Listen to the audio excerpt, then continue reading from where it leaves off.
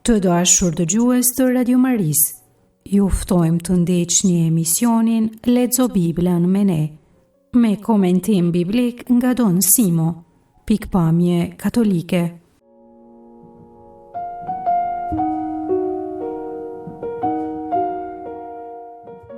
Fillojmë sot me leximin e librit të parë të mbretënve.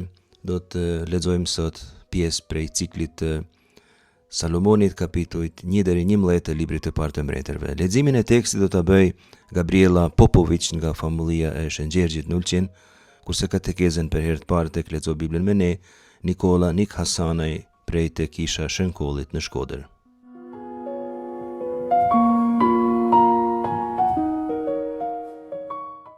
Para se të fillojmë të lexojmë pjesë prej këtij librit parë të mbretërve, të bëjmë një hyrje të shkurtë, sikur se bëjmë zakonisht në secilin prej librave që fillojmë. Edhe dy librat e mbretërve janë pjesë në vijim rishonim sipas kanonit hebraik të shkrimeve të profetëve të hershëm, bashkë me Josuehun, librin e gjyqtarëve dhe librat e parë dhe dytë të Samuelit. Në hebraisht, ky libër quhet Sefer Melachim, libri i mbretërve, dhe është ndarë në dy libra sikurse libri i parë i dytë i Samuelit. Si te rasti i librit parë dhe dytë të Samuelit, ndarja në dy libra është vepër e përkthimit grek të 70-ve, e cila i quhen Basileion Gamma dhe Basileion Delta, libri i mbretërve C dhe D. Ashtu i kishim quajtur ne. Basileion Alfa dhe Beta janë librat e parë dhe dytë të Samuelit sipas të 70-ve, kurse përkthimi latin i shënjeronimit ndjek emërtimin e të 70-ve. Emri libër i mbretërve pasqyron temën kryesore narrative, historinë e mbretërisë izraelite nga koha e Salomonit deri te rënia e Samaris, viti 722 para Krishtit, dhe rënjes së Jerusalemit 587 para Krishtit. Por duhet ta kuptojmë mirë dhe ta themi qysh në fillim, libri nuk është kronik mbretërore, nuk është libër historik, por është teologji që fshehet pas historive që tregohen. Lexuesi duhet të mësoj për Zotin kur lexon këto libra, jo të mësoj histori. Tjetër premisë e nevojshme është kjo: forma e interpretimit të teologjisë është leximi historisë me baza profetike. Kriteri bazë teologjik është tema beslidhjes. Fjalën beslidhje do ta përmendim shpesh tek këto dy libra. Çështja e autorësisë dhe datimit të librit parë të mbretërve është e lidhur sidomos me të ashtu quajturën histori deuteronomistike. Në fakt, dy librat të mbretërve është përfundimi i kësaj historie deuteronomistike, është pikarritja e saj. Për këtë arsye, këto dy libra përfundimtar të këtij cikli kanë edhe rëndësi të veçantë. Qëllimi teologjik që kishin këta autorë është të shpjegonin pse Izraeli dhe Juda ranë në pushtetin e perandorive të huaja. Një karakteristikë e këtyre librave është se shpesh përmenden të ashtu quajturat burime arkivore mbretërore. Përmendet shpesh libri i akteve të Salomonit dhe libri i kronikave të mbretërve. Kjo tregon se autorët kanë pas një farë qasje në dokumenta zyrtar të oborrit mbretëror. Ishin ndoshta regjistrime vjetore të ngjarjeve, të ndërtimeve, të luftrave, të raporteve me shtete tjera ose gjëra tjera. Pra, Sefer Divrei Hayamim le Malkei Izrael në hebraisht është libri i kronikave të mbretërve të Izraelit. Ky formulim përmendet rreth 17 herë si formule mbylljes për mbretërit e mbretërisë veriore. Për shembull, te libri i parë i mbretërve, kapitulli 14 rreshti 19, kapitulli 15 rreshti 31, 16:5 e tjera, pra janë 17 raste, si edhe Sefer Divrei Hayamim le Malkei Yehuda në hebraisht, libri i kronikave të mbretërve të Judës. Ky përmendet rreth 15 herë si formulë analoge për mbretërit e Judës. Shembull, te libri i parë i mbretërve, kapitulli 14 rreshti 29, 15:7 e tjera. Është pra fjala për histori mbretërish që ka bazën në arkive zyrtare të mbretërive të kohës. Brenda kësaj historie mbretërish gjejmë dy cikle specifike që dallohen prej materialit tjetër në tekst.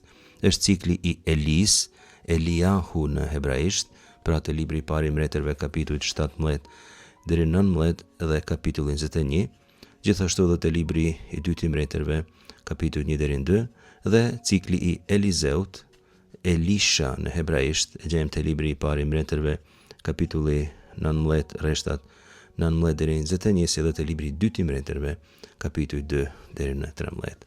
Cikli i Elis është blok narrativ me karakteristika edhe stilistike edhe teologjike specifike në krahasim me pjesën tjetër. sidomos kur ishte fjala me vendosmërinë e tekstit për të luftuar hyjnin e Baalit. Ngjashëm me ciklin e Elisë dhe cikli i Elizeut është i veçantë. Në krahasim me Elin, që është luftar kundër hyjnive pagane, cikli i Elizeut thekson posaçërisht mrekulli që bën Zoti në bashkësinë e udhëhequr prej profetit. Cikli i Elizeut konsiderohet shpesh si një përgatitje narrative edhe teologjike për leximin e librave të profetëve. Duke pas parasysh se këto dy cikle të Elisë dhe të Elizeut pra janë kaq të veçanta, disa autorë kanë propozuar hipoteza sipas të cilave këto dy cikle kanë prejardhje të dallueshme në krahasim me ato që ndoshta bazohen në analet mretrore. Së fundi, autorët dallojnë edhe një shtresë tjetër letrare tek libri i parë i mbretërve. Këtë shtresë ata e quajnë tradita e tempullit. Kapitulli 6 deri në 8 të librit të parë të mbretërve, këto 3 kapituj ruajnë material të detajuar me përshkrime të ndërtimit të tempullit dhe të liturgjisë së shugurimit të tij. Strukturën e librit e ndajmë në disa bloqe. Bloku i parë është bloku i lidhur me Salomonin që do ta konsiderojmë sot. Ky shtrihet prej intronizimit të tij deri te vdekja e tij. Përshkruan luftën për trashëgimi, vazhdon me madhështinë e mbretërisë së tij, me mençurinë e tij të madhe, me administratën e madhe, me ndërtimin e tempullit edhe ky madhështor, shugurimin e tempullit dhe lutjen e Salomonit, edhe këto nëse lexoni të treguara me madhështi të veçantë. Atëherë te kapitulli 9 gjejmë theksin e temës së beslidhjes, lavdinë ndërkombëtare dhe kjo shumë e madhe që kulminon me vizitën e mbretëreshës së Sabës te kapitulli 10 dhe në fund kapitulli 11 përshkruan rënien e menjëhershme të tij, si dhe të mbretërisë së tij të shkaktuar mbi të gjitha prej jetesës së shthurur dhe krejt të larguar prej temës së beslidhjes. Martesat e shumta, apostazia, e përsërisim me fjalën apostazinë kuptojmë ushtrimin e kultit të zotave të huaj dhe mëkate tjera që bën Salomoni, sjellin gjykimin hyjnor dhe problemet politike që lindin edhe paralajmërimi i shkatrimit të mbretërisë së tij, i cili do të vijë krejt pas vdekjes së tij, janë të gjitha shkaqe të mëkatit të tij. Bloku i dytë, kapitulli 12 deri në 16 tregojnë si ndodh ndarja e mbretërisë, do të themi diçka në këtë temë herën e ardhshme. Kapitulli 12 përshkruan mëkatin e madh, vendosjen e viçave të artë në Betel dhe në Dan nga Jeroboami, do ta shohim herën e ardhshme. Bloku i tretë ka përmbajtjet përgjithsisht profetike, kapitujt 17 deri në 22, pra dominohet nga dy figura, nga mbreti Ahav dhe profeti Elia. Libri mbyllet me vdekjen e Ahav në kapitullin 22. Disa elemente teologjike të librit të parë të mbretërve, shumë shkurtimisht. Së pari kemi teologjinë e tempullit, si vendit të vetëm të kultit në Izrael. Pra në Izrael vetëm në tempull mund të ushtrohet kulti. Tempulli konsiderohet si shtëpia e emrit të Zotit, Shem Adonai. Zoti nuk banon në tempull, por emri i tij. E lexojmë këtë për shembull te libri i parë i mbretërve, kapitulli 8, rreshtat 27 deri në 30. Zoti nuk kufisohet në hapësirë, kurse tempulli është vendi ku thirret emri i tij dhe ku i drejtohet lutja. E dyta kemi temën e beslidhjes së Davidit, që Zoti ka lidh me Davidin te kapitulli 7 i librit të 2 të Samuelit që kemi lexuar. Kjo është esenciale për autorin deuteronomistik. Mëkatet e mbretërve meritojnë gjykim, por për hir të Davidit Zoti i fal mbretërit. Nuk e shkatron mbretërinë e Izraelit krejtësisht as përgjithmonë. E treta, profecia është në kontroll të mbretërisë. Përmenden këtu disa profet: Ahia, profeti anonim te kapitulli 13, profeti anonim i Ahavit, kapitulli 20, Mikea, biri Imla dhe Ahavi, kapitulli 22, atëherë Elia e tjerë. Profeti nuk është funksionari i mbretit, por krejt i pavarur dhe Zoti flet nëpërmjet tij. Të përmendim së fundi mençurinë e Salomonit që duhet të konsiderohet si kategori teologjike. Fjala teknike kur flasim për mençurinë ose për urtin është hochma në hebraisht, që është dhuratë specifike që jepet mbretit. Mund të shikoni libri i parë i mbretërve kapitulli 3, rreshtat 5 deri në 14, kapitulli 4, rreshtat 29 deri në 34, si edhe kapitulli 10, rreshtat 1 deri në 13, rasti i vizitës së mbretëreshës së Sabës. Kjo urti është njohje e drejtësisë, është aftësia e dallimit të së vërtetës, dhe në këtë formë, përmes njohjes dhe drejtësisë, të kërkohet dhe të kryhet vullneti i Zotit. Por sado që ishte i mençur Salomoni bën apostazi, gabon shumë, sidomos në pleqërinë e tij. Ky është një mësim, e kot është dija, e kot është drejtësia, nëse njeriu nuk e ka frikën e Zotit, që është dhuratë e veçantë e fesë. Vetëm dhurata e frikës së Zotit ndihmon të qëndrohet besnik.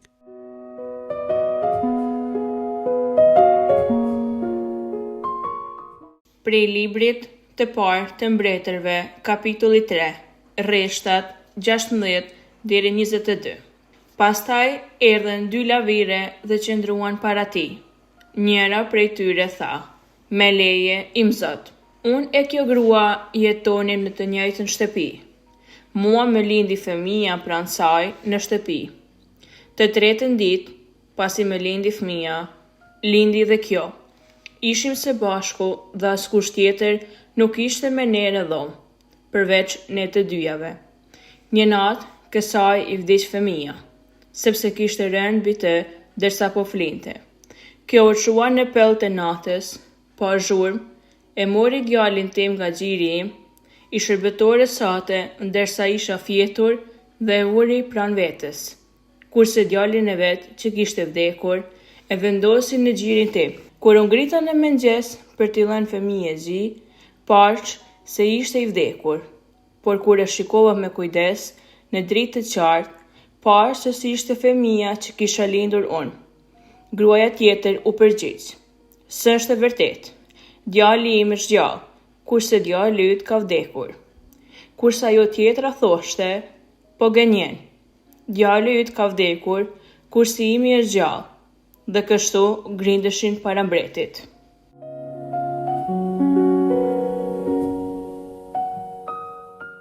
Ky tregim paraqet skenën e famshme të gjykimit të 2 nënave. Ky është me pak fjalë konteksti në të cilin ndodhet tregimi.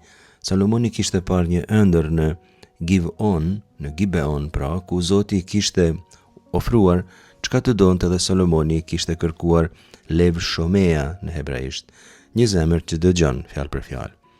Kuptimi i kësaj shprehje është zemër që i qëndron besnik e Zotit, është zemër që është e qëndrueshme, e dëgjueshme. Ai kërkon mençuri për të gjykuar popullin, kapitulli 3 rreshtat 5 deri në 14. Tregimi i 2 nënave që lexuam është ilustrim i kësaj mençurie. Këto 2 gra i paraqiten mbretit menjëherë pas ëndrrës në Gibeon dhe kthimit të tij në Jerusalem. Thot kështu rreshti 15: Kur u kthye, qëndroi para arkës së beslidhjes së Zotit, kushtoi fli shkrumbimi, kushtoi fli pajtimi dhe u bëri gosti të gjithë shërbëtorëve të vet. Në atë kontekst, duket në pranitë të gjithë miqve, erdhen 2 lavire dhe qëndruan para tij, thot rreshti 16. Këto 2 gra ishin nashim zonot në hebraisht, ishin gra prostituta fjalë për fjalë. Fjala zona do me thonë prostitut pa as pak zbukurime. Kjo tregon edhe se ato vijnë nga margjinat e shoqërisë. Nuk duhet t'i dënojmë si mëkatare ne, sepse këtë teksti nuk e bën. Teksti paraqet si gra që kërkojnë drejtësi dhe po e kërkojnë te mbreti sepse ai ishte përgjegjësi i sigurimit të drejtësisë në Izrael. Ato ishin pa bashkëshort, pa status familjar. Asnjë dëshmitar nuk mund të konfirmojë versionin e njërës apo të tjetrës. Kishin met shtatzan të dyja, si duket banonin bashk të ushtronin në rthojza profesionin, bashk me të cilin jetonin në mënyrë të organizuar. Ne patjetër se e dënojmë sot këtë praktikë dhe theksojmë nuk është e pranueshme jetesa prej praktikës së tillë, por unë dëshiroj këtu të vënë pasi teksti biblik nuk i quan zonot për të gjykuar, por për të treguar se ato kërkojnë vetë që të bëhet gjykim në rastin e tyre. Ngjarja kishte ndodhur që gjatë natës në shtëpi, kur kanë qenë vetëm ato 2, mungesa dëshmitarve e shndron rastin në problem të veçantë. Teksti thot gjithashtu se ato ta amodna lë fanav qëndruan në këmbë para tij. Kjo skenë e shndron Salomonin në mbretin më të veçantë në botë. Ai duke qenë me miq e në fest, gjen kohë të kujdeset për këto 2 gra, për cilat nuk kujdesej askush, por gjithkush i shfrytëzonte. Pi Adoni, i thot e para në hebraisht, të lutem zotria im ose zoti im. Kështu zakonisht duhet me u drejtu mbretit me respekt. Është edhe një mënyrë se si fillohet biseda me qëllim që me hyrë në temë. Ajo krijon kontekstin e bisedës, i thot se banojnë në të njëjtën shtëpi, jo shëvot be vajit e had, thot ajo, dhe se i ka lindur fëmia tek ajo shtëpi. Va eled ima va vajit. Por gjithçka mund të jetë e vërtet çka do të ketë ndodhur. 2 dëshmitar nuk janë të mjaftueshëm për një çështje të tretë, për të cilën asnjëra palë nuk ka interes, por nëse nuk ka, pa dëshmitar është e pamundur të sigurohet drejtësia. Kjo grua qysh në fillim i thot mretit se çka do që ka ndodhur pa pranitë të dëshmitarëve. Me thënë të vërtetën, qysh në fjalët e para të saja, një lexuesi të kujdesshëm i duket një fije dyshimt, fakti pra se thekson në formë implicite se vetëm ato dy ishin dëshmitare. Kjo thekson me forcë edhe të reshti 18, ishim së bashku dhe askush tjetër nuk ishte me ne në dhomë, përveç ne të dyjave. Kjo grua po bën çmosin që mbreti t'i besoj fjalës së saj, t'i besoj asaj, dhe thot kështu: Bajom ha shëlishi ditën e tretë pas lindjes, në një ditë të caktuar pra, në një ngjarje kohore shumë konkrete, ndodhi që ajo, kjo gruaja tjetër, ose gruas tjetër, Vajamot ben ha isha hazot, i vdiq djali kësaj gruaje, dhe i thot se Vajamot vdiq Laila gjatë natës. Ajo tregon edhe arsyen e vdekjes, Asher shahva alav, sepse ajo ishte shtrirë për mite.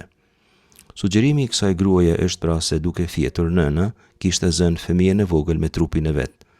Ajo thekson se fëmia kishte fjet gjatë natës dhe kishte vdek gjatë natës. Edhe kjo thekson mungesën e dëshmitarëve, se pra nuk kishin kërkuar ndihmë, nuk kishin shkuar te ndonjë mjek e tjera. Vazhdon akoma me fol kjo grua. Edhe kjo është e dyshimt, flet vetëm ajo, flet shumë, jep shumë detaje, tregon edhe kohën edhe mënyrën e vdekjes së fëmijës, thekson se s'ka dëshmitar. Fjalët e shumta janë fukarallëk, kanë thënë, dhe edhe në këtë rast kjo shprehje tregohet krejt e vërtet. Ajo thot se gruaja va takom bë toh halaila. Gruaja, nëna e djalit, gruaja tjetër që nuk po flet, nëna e djalit kinse të vdekur, u qua në pikë të natës, bë toh halaila, derisa kjo që po fliste ka qenë duke fjetur. Çfarë ka bërë gruaja tjetër sipas fjalëve së saj? Thuhet në hebraisht va tikah et bëni me ecli, e mori dhunshëm si me të padrejt si tinz djalin tim prej krahut tim, me ecli. Kjo shprehje me ecli tregon imazhin fizik të afërsisë së nënës dhe foshnjës. Kanë fjet krah për krah, nëna me djalin e vet. Sipas gruas së parë, pra, gruaja tjetër, derisa ka qenë duke fjetur, shërptoria jote ka qenë në gjumë, gjumin e konsideron si justifikim sepse s'kishte mujtë të ndërhyjë sepse kishte qenë duke fjet. Por rrallë gjumi mund të jetë justifikim për çka do qoftë, sidomos për nënën me foshnjë 3 ditëshe. Kjo grua po mundohet të ndërtojë një skenar, por ne si lexues të kujdesshëm kemi filluar të kemi dyshim në të. Na duken shumë gjëra si trillime, janë shijet rrenave. Nuk është e lehtë me rrejt, sepse njeriu duhet të besojë rrenave të veta. Kjo sepse me qëllim që tjerë të besojnë është e nevojshme të flitet në mënyrë të besueshme. Përveç kësaj, njeriu kur rren duhet me majt mend rrenat, që është e vështirë, por sidomos duhet të bëj që rrenat kenë logjik, shpjegim të arsyeshëm. Nuk e di sa arsyeshme është të thuhet se nëna nuk është kujdes natën për beben 3 ditëshe, për shembull në tregimin që po lexojmë. Kjo e akuzon gruan tjetër që akoma nuk e ka hapur gojen, se në vend të djalit të saj, të gjallë ka vendosur në krah të saj djalin e vet të vdekur. Sipas saj, kolegja e vet kishte shkëmbyer fëmijët, pasi që të vetin e kishte zënë me trupin e vet. E bëjmë pyetjen logjike nëse ajo ka qenë duke fjetur, si po thot, si e di ajo se çfarë ka ndodhur tamam në dhomë? Kur ajo në mëngjes sipas tregimit të saj ka dashur të ushqejë djalin, çka me pa dhe hine në hebraisht, met, djali kishte vdekur. Met në hebraisht, ishte i vdekur. Mirë po natën nuk kishte vrejt gjanë në terr, thjesht kishte menduar se i kishte vdekur djali natën. Nuk thot se ju dhimt, ose diçka tjetër, ose se e zgjoj gruan tjetër në alarm, duket se deri në mëngjes kjo grua s'ka bërë asgjë. Por në mëngjes, ajo vazhdon, kur e shikova djalin në mëngjes, ai fëmijë nuk ishte djali im që kisha lindur. Lo haja vëni asher jalati. Nuk ishte djali im që kisha lindur. Gruaja mundohet të jetë e besueshme, thot se deshi të jap gjë djalit, përdoret folja janak, që do të thonë pikërisht me dhënë gjë, thot se pa prit mas i kishte vdek, edhe kjo thekson rrethana të mundura bashkë me një farë tronditje të natyrshme. Për të thënë se e ka shikuar djalin në mëngjes, përdoret folja bin, që fsheh në vete një farë pikëllimi, një farë vajtimi, ishte duke e shikuar djalin e vdekur dhe kështu duke ja pas ngulur syt, për një farë kohë vrejti se fëmia nuk ishte i tij. Nëna nuk e pranon me njëherë vdekjen, ajo egzaminon kush do t'jetë ky fëmijë dhe ky egzaminim e zbuloi të vërtetën. Vë hine lo haja vëni asher jallanti, dhe ja, çka me pa, fëmia që ishte aty i vdekur nuk ishte fëmia im. Ajo mundohet kështu të tregohet bindse, por prap biseda nuk ka shumë logjik. Nëna nuk ka nevojë të presë mëngjesin të njohë fëmijën e vet. Ajo s'ka bërë asgjë tër natën, por ka prit ditën. Edhe kjo është diçka e papranueshme nëse i kishte vdekur djali, por sidomos në mëngjes skenari i saj është i palogjikshëm. Është e vërtetë se gjitha bebet duke njësoj kur janë 3 ditëshe, por jo për nënën. Nëna nuk ka nevojë ta shikojë fëmijën e vet për një kohë të gjatë dhe pas një kohe të kuptojë se ai është fëmia i saj apo jo. Mirë po në këtë moment merr fjalën për herë të parë gruaja tjetër. Thot rreshti 22, s'është e vërtetë, djali im është gjallë kurse djali yt ka vdekur. Kurse ajo tjetra thoshte po gënjen, djali yt ka vdekur kurse imi është gjallë, dhe kështu grindeshin para mretit. Rreshti 22 është i formuar me 2 jo, me 2 lo në hebraisht, që kundërshton njëri tjetrin. Djali im është gjallë kurse djali yt ka vdekur, djali yt ka vdekur kurse djali im është gjallë. Jemi para një bllokimi juridik, 2 pretendime identike, asnjë provë jashtme, asnjë dëshmitar. Ligji i zakonshëm i Izraelit nuk mund të zgjidhë këtë rast. Thot teksti se kështu folen para mretit, por në fakt e para foli dhe e dyta nuk foli asgjë prej të parës, që nuk i jepte rast me fol. Shumë fjalë janë fukarallek, mreti këtë kuptoi, sikurse kemi kuptuar të gjithë edhe pa lexuar tregimin. Salomoni e zgjidh thjesht rastin. U thot ta ndajnë djalin përgjys për ta vënë në sprovë nënën e vërtet. Ta lexojmë tekstin. Atëherë mreti tha, po lexojmë prej rreshti 23 deri te rreshti 27. Kjo po thot, djali im është gjallë e djali yt ka vdekur, kurse kjo tjetra po përgjigjet, jo por djali yt ka vdekur e biri im është gjallë. Ma bini i shpaten. Kur e prun shpaten para mretit, ndajeni, tha, foshnjën e gjallë në 2 pjesë, dhe jepjani gjysmën njërës e gjysmën tjetrës.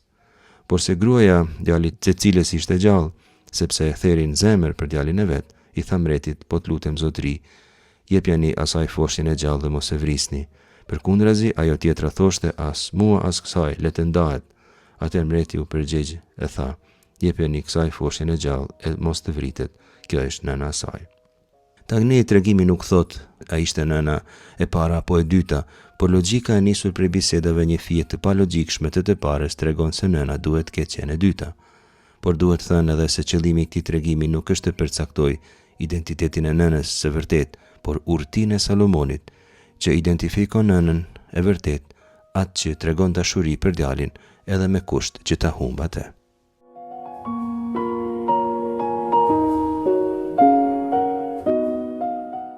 Prej librit të parë të mbretërve, kapitulli 8, rreshtat 30 deri 34. Dhe njohu ta plotësosh lutjen e shërbëtorit tënd dhe të popullit tënd Izraelit, për çkado që të kërkojnë me lutje në këtë vend. Dëgjo prej vendit ku banon, prej qiellit, dëgjo e fal. E në rast se ndokush ka mëkatuar kundër të afërmit të vet, e nëse i vihet beja me mallkim, e nëse vjen për t'u betuar para iterit tënd në këtë shtëpi, dëgjo prej qiellit, ndërhyr e ndaj drejtësi ndërmjet shërbëtorëve të tu.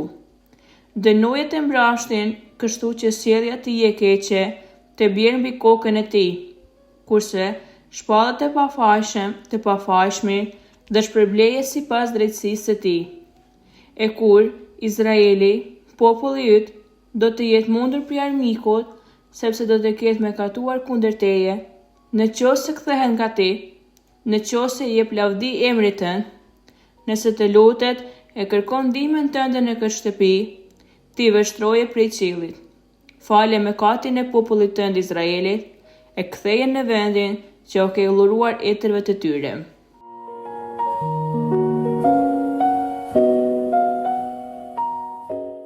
Libri i parë i mbretërve kapitulli 8 është një kapitull i njohur dhe i rëndësishëm i librit të parë të mbretërve, por edhe i krejt autorësisë deuteronomistike, sepse është i vetmi kapitull që në tërësinë e vet është i përbërë prej lutjes. Është pjesë e lutjes së kushtimit të tempullit të Jerusalemit. Libri i parë i mbretërve kapitulli 8, rreshtat 22 deri në 53, është një prej lutjeve më të elaboruara dhe mirë të menduara të krejt besridhjes së vjetër. Të japim një kontekst ku ndodhet kjo lutje. Kapitulli 6 shpjegon ndërtimin e tempullit, kapitulli 7 ndërtimin e pallatit të mbretit, kapitulli 8 rreshtat 1 deri në 13 shpjegojnë sjelljen e arkës në tempull, dhe si përfundim kapitulli 8 rreshtat 14 deri në 21, mbreti Salomon te këto rreshta i drejtohet popullit me një fjalim shumë të bukur dhe mjaft të qartë. Lutja e Salomonit, që e gjejmë te kapitulli 8 rreshtat 22 deri në 53, ndahet prej studiosëve në dy pjesë. Pjesa e parë përbëhet prej rreshtave 22 deri në 30. Këto themelojnë teologjinë e emrit të Zotit dhe mundësinë që jepet njeriu të hyjë në marrëdhënie me Zotin nëpërmjet lutjes. Kurse rreshtat 31 deri në 53, që është pjesa e dytë e lutjes së Salomonit, zhvillojnë 7 skenar të ndryshëm të lutjes. Meqense po i numërojmë këto 7 skenare. Skenari i parë është mosmarrveshja ose fyrja ndaj të afërmit. I dyti është humbja në luftë për shkak të mëkatit. I treti është thatësira dhe mungesa e shiut. I katërti fatkeqësitë natyrore, murtaja dhe smundjet. I pesti si të konsiderohet lutja e një personi të huaj, që pra nuk është izraelit. E gjashta, dalja në luftë sipas urdhrit të Zotit, dhe e shtata rasti i robrisë dhe i mërgimit në një vend të huaj. Unë ju këshilloj të lexoni këto lutje pra të kapitullit 8 librit të parë të mbretërve, rreshtat 22 deri në 53. Tani të kthejmë tek rreshtat që kemi lexuar, janë pjesë e fillimit të lutjes në të cilën flet Salomoni për marrëdhëniet midis vëllezërve dhe sukseseve në betejë. Rreshti 30 thotë kështu: Dënjohu ta plotësosh lutjen e shërptorit tënd dhe të popullit tënd Izraelit për çkado që të kërkojnë me lutje në këtë vend. Dëgjoj prej vendit ku banon, prej qiellit dëgjoj dhe fal. Dëgjoje lutjen e shërptorit tënd. Vëshamata el tekhinat avdeha në hebraisht. Ndoshta është më mirë ta përkthejmë dëgjoje përgjërimin e shërptorit tënd. Fjala tekhina vjen prej rënjes Hanan, që do të thonë me pas mëshirë. Tekhina nuk është lutje formale, rituale, lutje që bëhet sepse është orari ose zakoni, por është lutje spontane që kërkon prej Zotit hir. Edhe fjala hir, hen në hebraisht, është në rrënjën e lutjes tekhina. Salomoni këtu pra paraqitet si një mbret i përvujt, krejt i varur prej hirit të Zotit, prej faljes së tij. Ai e di se ka ndërtuar tempullin, pallatin mbretëror, por asgjë s'ka vlerë pa hirin e Zotit dhe faljen e tij. Element tjetër të lutja e tij e gjejmë vetdijen e mbretit se përfaqëson mbretërinë dhe të gjithë anëtarët e saj. Ai lut që Zoti të pranojë lutjen e shërptorit tënd, duke nënkuptuar këto vet atë dhe të popullit tënd Izraelit. Avdha ve amha Izrael në hebraisht. Është lutja e njërit që përfaqëson krejt bashkësinë. Ta themi ndryshe, bashkësia bën të veten lutjen e njërit. Si në meshën shenjte, që është njëherë flie priftit dhe e bashkësisë. Prifti i thot lutjet, por në rastin që populli të thoj amen, ai bën të vetat lutjet e priftit. Në vazhdimin e lutjes gjejmë një element të rëndësishëm teologjik. Në formën e teologjisë deuteronomistike, populli lutet prej këtij vendi, prej tempulli, sepse tempulli është ndërtuar për atë qëllim, si vend lutje, por Zoti dëgjon prej një vendi tjetër, prej qiellit. Ti dëgjoj prej vendit të banimit tënd, prej qiellit. Zoti sipas teologjisë deuteronomistike banon në qiell. Autori deuteronomistik dëshiron me çdo kusht të evitojë që Zoti të kufizohet brenda cilës do strukturë kultuale. Askush s'mund të privatizoj Zotin. Askush s'mund të pretendoj marrëdhënie të privilegjuar me Zotin në krahasim me njerëz tjerë. Lutja e fundit në këtë rresht hyrës është kjo: Vëshamata vë salahta, kur ta dëgjosh, fal. Folja salah përdoret për të theksuar faljen e Zotit, faljen e mëkateve. Është folje që në Bibël i atribuohet vetëm Zotit. Njeriu mund të falë mëkatin në kuptimin e faljes së gabimit, nasa avon për shembull të arrijë pajtimin, por vetëm Zoti mundet me falë, siç nënkupton folja salah. Rreshti 31 paraqet rastin kur dikush mëkatnon kundër shokut. Duke trajtuar temën e mëkatit, autori menjëherë thekson mëkatin ndaj shokut si mëkatin kryesor. Dhe nëse shoku i betohet me mallkim, kështu është formulimi klasik hebraik, vënasa vo ala lëha aloto, tregon betimin e personit në rast të mungesës së dëshmitarëve. Dëgjo nga qielli, vepro dhe gjyko. Zoti dëgjon, shama, vepron, asa, gjykon, shafat. Me qëllim që fajtori të dënohet dhe i drejti të shpallet i pafajshëm.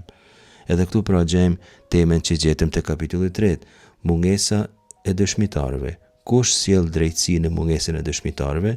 Drejtësinë e përfundimtare e sjell Zoti, sepse Zoti sheh gjithçka që ndodh. Ai nuk ka nevojë për dëshmitar. Ai sheh gjithçka. Gjejmë këtu pra një antitezë evidente midis të keqit dhe të drejtit, qartësisht të formuluar prej tekstit, por edhe një antitezë tjetër që nuk është aq evidente, dallimi midis Zotit dhe njeriu kur është fjala për të sjellë drejtësi. Vetëm Zoti është në gjendje të sjellë drejtësi të plotë. Zoti del këtu si gjykatësi ideal, vetëm ai mund të sjellë drejtësi të plotë. Rishti 33 sjell rastin e mundur që shpesh është përsërit tek letërsia deuteronomistike, që armiku ta mund Izraelin për arsye të mëkatit të Izraelit, por pastaj Izraeli të pendohet dhe të kërkoj falje. Ti atëherë dëgjo prej qiellit.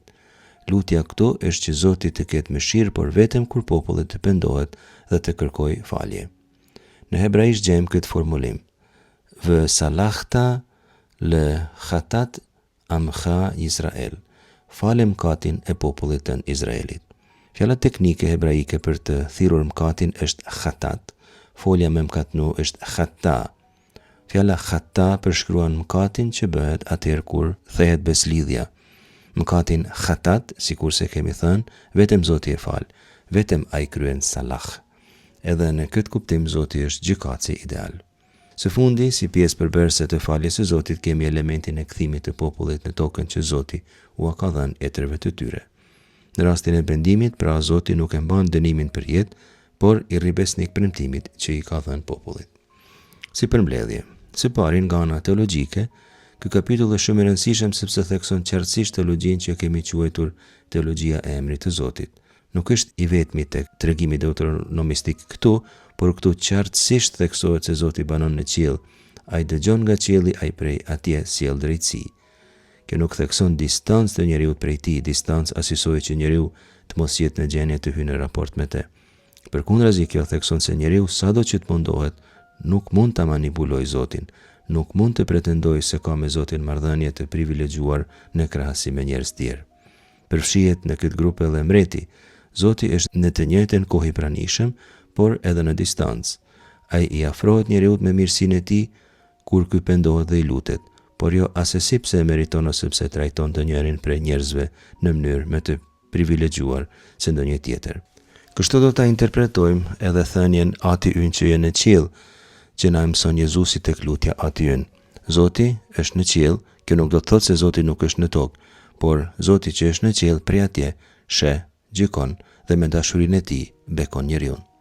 Së dyti e përsërisim edhe një herë. Këto rreshta paraqesin skemën pendim, falje dhe rifillim i marrëdhënies. Është skemë karakteristike e letërsisë deuteronomistike. Këtë skeme kemi parë sa herë tashmë tek këto tekste që kemi lexuar tek Lexo Biblën me ne.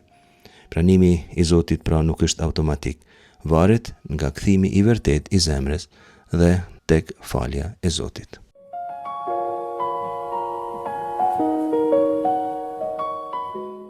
Mbreti Salomon dashuroi shumë gratë e huaja, përveç bijës së faraonit, edhe Moabite, Amonite, Idumease, Sidonite dhe Hetease.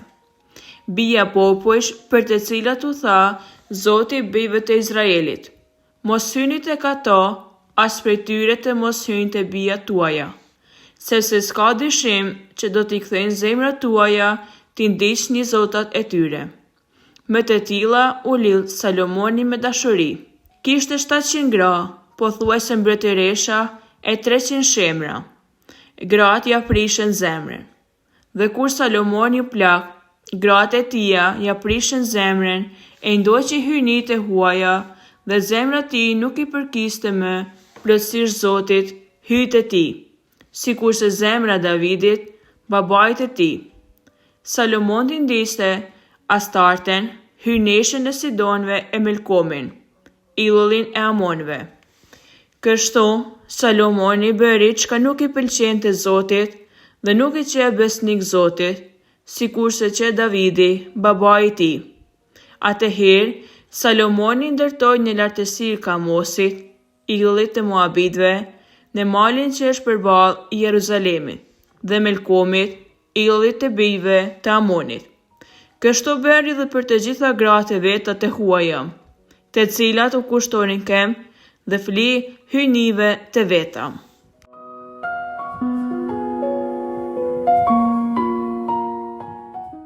Leximi që sapo dëgjuam mirret prej librit të parë të Mbretërve, kapitulli 11, rreshtat 1 deri në 8.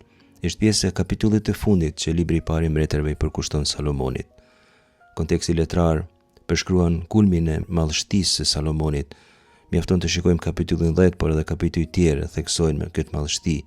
Kur e viziton mbretëresha e Sheva, mbretëresha e Sabes, shfaqet lavdia e madhe ndërkombëtare e tij. Ti lexojmë do rreshta prej te kapitulli 10. Lexojmë rreshtat prej 2 deri në 7. Ajo erdhi në Jerusalem dhe me një ndjekësori të madhe shumë, me pasuri, me deve të ngarkuara, me era të mira, me shumë arë dhe gur të paçmueshëm, erdhi te Salomoni dhe bisedoi me të për gjithçka që kishte në zemrën e saj. Salomoni u përgjigj të gjitha pyetjeve, s'qe asnjë çështje aq e panjohur për të, sa të mos dinte të jepte përgjigje. Duke parë mbretëresha e Sabes dijen e Salomonit, shtëpinë, pallatin që kishte ndërtuar, ushqimet në tryezën e tij, banesat e obortarëve, fisnikrinë e mëkëmësve të tij, petkat e tyre, verqicit, flitë e shkrumimit që i kushtonte në shtëpinë e Zotit, meti pa frym. Ajo i tha mbretit, pas kanë qenë të vërteta fjalë që i kam dëgjuar të fliteshin në vendin tim për ty e për dijen tënde. Unë nuk u besoja atyre që më tregonin deri tani që erdha e pash me sytë e mi, dhe po shose as gjysmen s'mik pas kanë pas treguar, qenë ka më e madhe dija jote edhe pasuria se sa kam dëgjuar unë.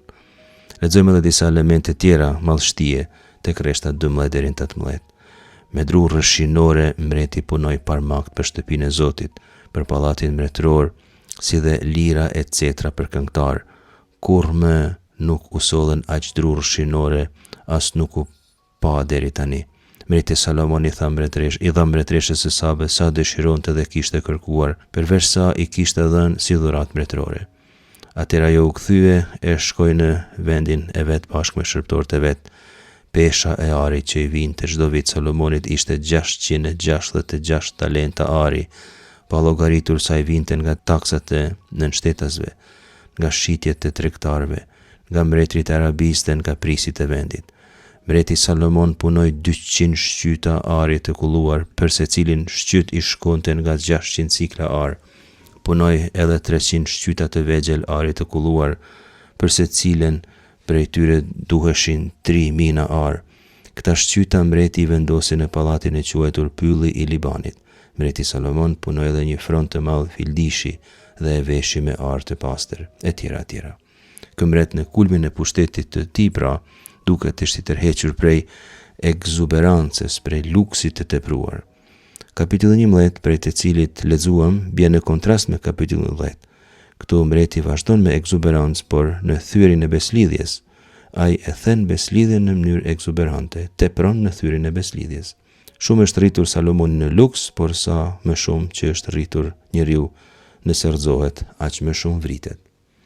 Zoti ishte shfaqur Salomoni 2 herë, të parën herë kemi parë tek kapitulli 3 rreshtat 5 deri në 14, kurse dytën herë është shfaqur tek kapitulli 9 rreshtat 1 deri në 9. Të dyja herë i ka thënë mos të shkoj pa zotave tjerë, sikurse ta kishte ditur se mbreti do të shkonte. Tregon rreshti i parë i kapitullit 11 se mbreti Salomon, Ahav, Nashim, Nohriot, Rabot, deshi shumë gratë e huaja. Folja Ahav, që do të thonë me dasht, këtu është e rëndësishme.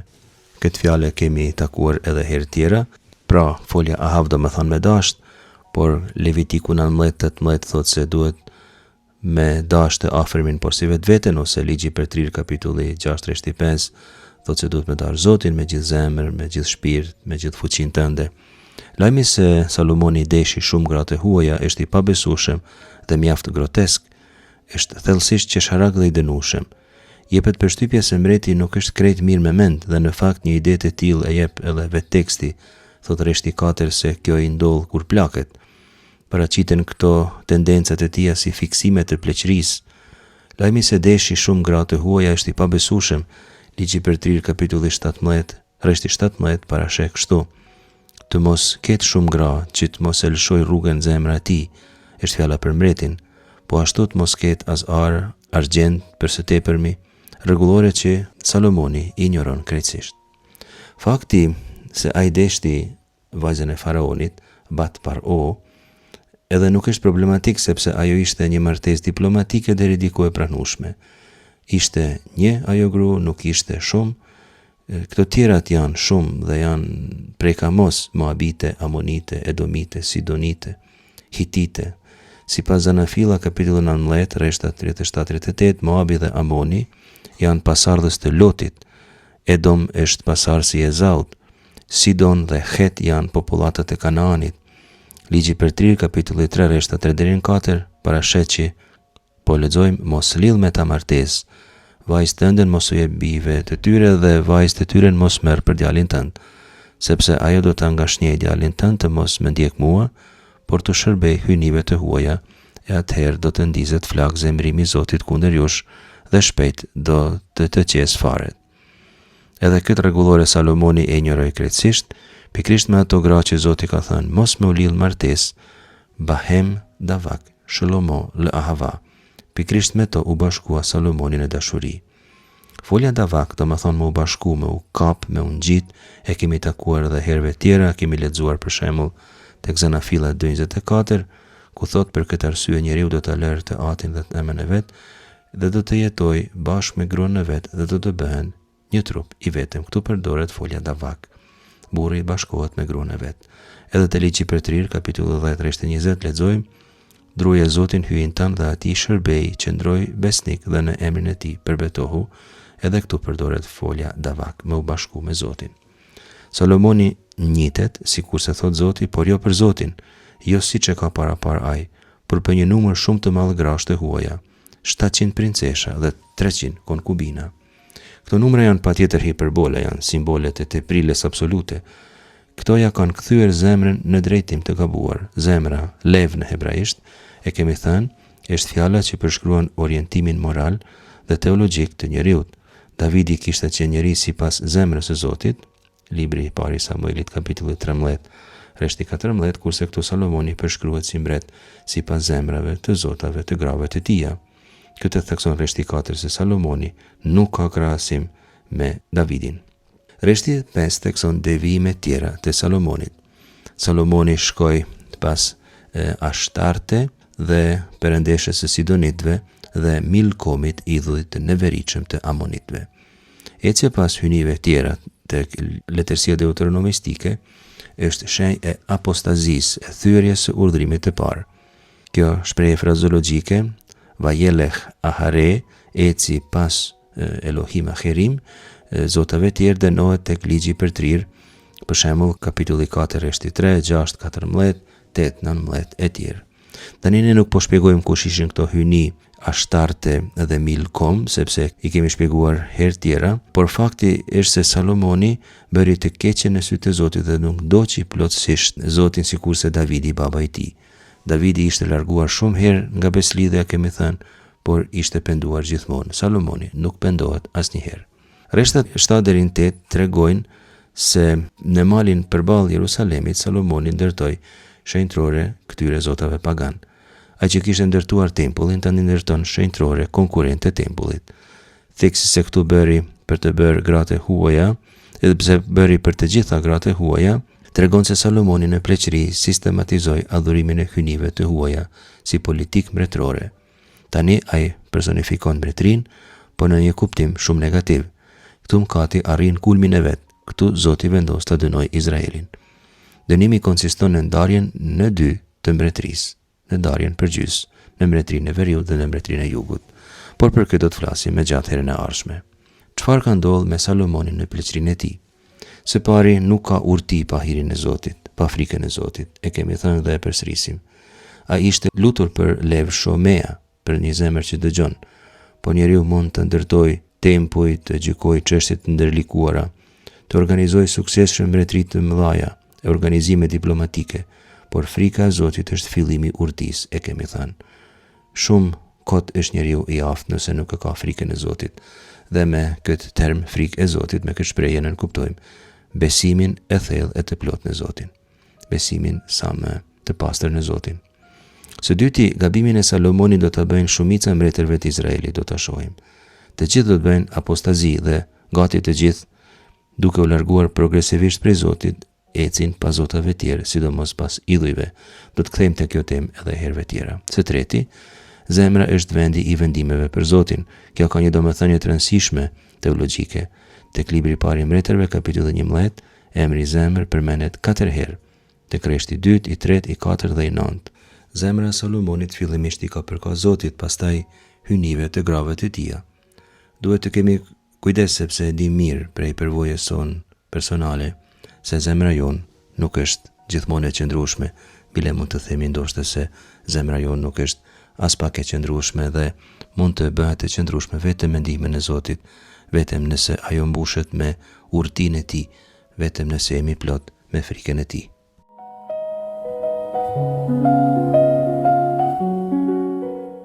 Sot do të bëjmë katekezën e librit të mbretërve të parë, kapitulli 1 deri në kapitullin 11. Kena me udhëtu në për një histori të bukur të shkrimit shenjtë. Kjo është një histori e mbretit Salomon, djalit të Davidit. Është një histori që fillon si një tregim i mrekullueshëm, plot me dritë, me bukurinë e vet, por që përfundon me një mesazh të fortë dhe drithërues për jetën e secilit prej nesh. Në fillim të librit, ne shohim që Zoti i shfaqet Salomonit në ëndër edhe i ban një ofertë të jashtëzakonshme. Në këtë ofertë fillon komplet historia e këtij shkrimi. Edhe Zoti i thot kërko çfarë dëshiron të jap. I ofrohet kjo gjë Salomonit, kjo mundësi. Imagjinoni edhe ne për një moment, sikur Zotit na thot edhe ne çfarë doni me ju dhënë. Një pjesë e njerëzve mund thojnë pasuni, një pjesë e njerëzve shëndet, një pjesë e njerëzve jetë të gjatë, hakmarrje ndaj armiqve e tjerë. Por Salomoni nuk kërkon asgjë prej këtyne, por kërkon diçka shumë më të veçantë. Ai thot Zotit, unë jam një djalosh i ri, edhe nuk di si duhet mbretëruar. Shërbëtori yt është në mes të popullit që ti ke zgjedhur për vete, të popullit të panumërt, që nuk mund të njihet, as nuk mund të numërohet për shkak të mallështisë. Jepi pra shërbëtorit tanë një zemër që të di të mësoj, që të di ta gjykoj popullin tënd, e të di ta dalloj të mirën prej së keqes. Sepse kush është ai që do të mund ta gjykoj popullin tënd të madh. Zotit i pëlqeu kërkesa e tillë që Salomoni i bëri dhe hyi i tha Salomonit: pasi ti kërkove këtë gjë dhe nuk kërkove për veta si jetë të gjatë as pasunia, si jetën e armiqve, por kërkove urtësinë për të bërë drejtësi, ja po bëj ashtu siç kërkove ti. Shiko, Salomoni prej tana këtyne mundësive që kishte për me marë pasuninë, jetë gjatësinë, hakmarrje ndaj armiqve, famë, ku po diun nga gjanat nga më të ndryshmet, ai kërkon urtinë. Por bashkë me urtinë shohim një vërtet shumë të bukur, që është përvojtnia. Salomoni e pranon që nuk është i aftë për me udhëheq popullin, nuk është i aftë për me gjyku popullin, nuk është i aftë për me kuptu të mirën e të keqen. Të shohim një rol të rëndësishëm shumë të përvojtnisë. Normal, kja kërkesë i pëlqen atë shumë Zotit, sa që ai jo vetëm që i dha urtësi mrapa, por i dhuroi pasuninë, i dhuroi jetëgjatësinë në formë, i dhuroi lavdi, paqe, harmoni, me kalimin e kohës një mretni të madhe të bukur. E në atë moment Salomoni bëhet njeriu më i mëshëm i rruzullit. Atësa tanë mretnit e tokës udhëtonin me mujë për një kohë të gjatë vetëm për më ardh e me një gjuhë urtësinë e tij. Me këtë urtësi të dhurum nga lart, nga hyi, Solomoni merr përsipër veprën më të madhe të jetës së tij, të cilën e gjejmë nga kapitulli 5 deri në kapitullin 8, që është një formë dhe dëshira e mretit David, ndërtimin e tempullit të Jeruzalemit. Ky nuk ishte thjesht një projekt arkitekturor me ar, argjend dhe cedër të Libanit, ishte vetë shtëpia e Tejet të Lartit, vetë shtëpia e hyjit. Në ditën e shugurimit ndodhi diçka madhështore. Një re e dendur që përfaqësonte lavdinë e Zotit mushi tempullin. Në atë moment, Salomoni thot, një lutje të mrekullueshme që na prek edhe sot. Ai thot, a është e mujtun që hyjt banoj me të vërtet mi këtë tokë? Nëse qielli e qiejt e qieve nuk munden me xan, aq ma pak shtëpia që unë të ndërtova. Për ne si katolik kjo lutje ka një kuptim thellë. Zoti që nuk nxehet prej qiejve, zgjollit banoj midis nesh. Dhe sot, përmes pagëzimit, tempulli i vërtet nuk është më prej guri. Jena ne, është trupi jon, edhe vetë Shën Pali të një pjesë e letrave tij thotë që trupi është tempulli i Shpirtit Shenjtë. Pra, këto historia e merr një kthes dhimbshme. Kur mrrim te kapitulli 11, drita fillon të zbahet edhe fillon rënja. Solomoni, njeriu më i mëshëm në botë, ban rënjen ma të marrë një formë. Ai fillon të lidh aleanca politike, martohet me qindra gra të huaja nga popujt pagan, gjatë që Zoti e kishte ndalu rreptësisht. E Bibla shënon një fjali që të thyn zemrën i fije. Kur Salomoni u plak, gratë e tija kthyen zemrën pas perëndive të tjera, dhe zemra e tij nuk ishte më tërësisht me Zotin, hyin e tij. Ai ndërtoi tempullin e mrekullueshëm Zotit. Tani ndërton altar për idhujt pagan, mi kodrat e Jeruzalemit. Ai që bisedonte me Zotin, tani bie në gjojnë para statujave të gurit. Si pasojë e kësaj tradhtie, Zoti njofton se mbretënia e tij e lavdishme do të përqahet. Shpirti i Shenjtë dëshiron të na jap sot përmes kësaj historie një mesazh. Urtësia dhe hiri nuk janë diçka që i zotrojnë një herë për gjithmonë. Që dhe me thanë, shejtnia nuk është një diplom që e merr edhe thjesht e varë në mur dhe tash jam i shenjtë për gjithmonë. Jo, ajo është një marrëdhënie e gjallë dhe e shenjtë. Është një marrëdhënie që ndërtohet çdo ditë me Zotin. Me kalimin e kohës ajo fillon të urrit e me kalimin e kohës fillon e jep fryt. Ne mundena me bë gjëra të mëdha për kishën, mundena me kanë në famulli, mundena mu lut, bukur. Por nëse lejojmë që bota me kompromiset e saja të vogla apo idhujt modern, si puna e lekut, egoizmit, suksesit, pushtetit, me na tërheki fije dhe menjen, zemra jo rrezikon munda. Rrezikojmë fillojmë mirë, por të përfundojmë keq. Edhe kur njeriu ndahet, shkatërrohet, sikurse filloi mu shkatrulle mbretënia Solomonit që Zoti ja kishte dhuru. E që njeriu për me kenë i bashkum do të me kenë me Zotin, do të me kriju një marrëdhënie çdo ditë me te, me kalu çdo moment me te.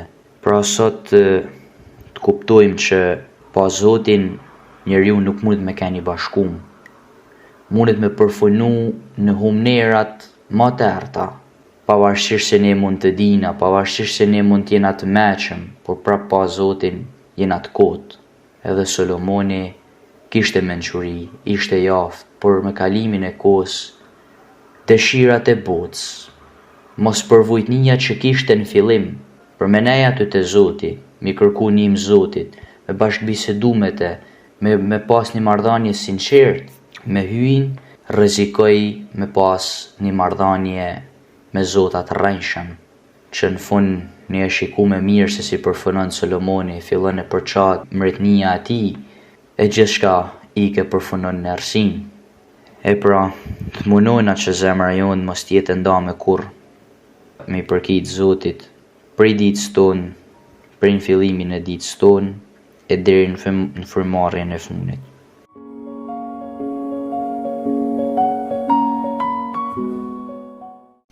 Në takimin e ardhshëm, lexo Biblën me ne, do të lexojmë mbi ndarjen përgjys të mbretërisë së Izraelit, mbi përçarjen e plotë të saj.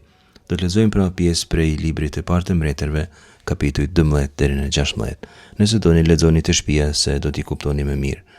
Për sot ju falenderojmë shumë për vëmendjen tuaj. Zoti ju bekoft.